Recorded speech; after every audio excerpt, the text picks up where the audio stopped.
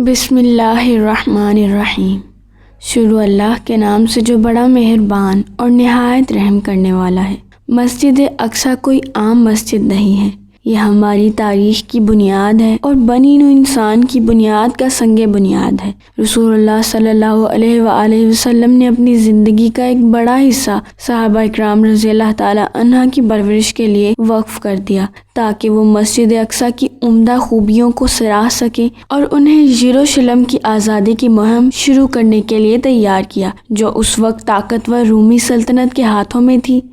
مسجد اقصیٰ کو مومن کی لگن کا اہم پہلو کیوں ہونا چاہیے اور بہت سے نیک لوگوں نے اپنے مال اور جانوں کا نذرانہ کیوں پیش کیا؟ اس کی کچھ وجوہات میں یہ حقیقت بھی شامل ہے کہ مسجد اقصیٰ مسلمانوں کا قبلہ اول ہے، اسرا اور معراج کا مقام ہے، اللہ کا دوسرا گھر جو زمین پر تعمیر کیا گیا ہے، وہ جگہ جہاں اللہ کے سینکڑوں رسول دفن ہوئے، وہ جگہ جہاں بہت سے صحابہ دفن ہیں، ایک ایسی جگہ ہے جہاں اللہ کی مرضی سے معجزے دکھائے جاتے تھے، ایک ایسی جگہ جسے اللہ تعالیٰ خود بابرکت جگہ کہتا ہے۔ قرآن مجید میں بالواسطہ اور بلا واسطہ 70 مرتبہ اس کا ذکر آیا، وہ جگہ جہاں فرشتے اللہ کا پیغام لے کر اترتے تھے، زمین کی وہ واحد جگہ جہاں اللہ کے تمام رسولوں نے حضرت محمد صلی اللہ علیہ وآلہ وسلم کی امامت میں نماز پڑھی،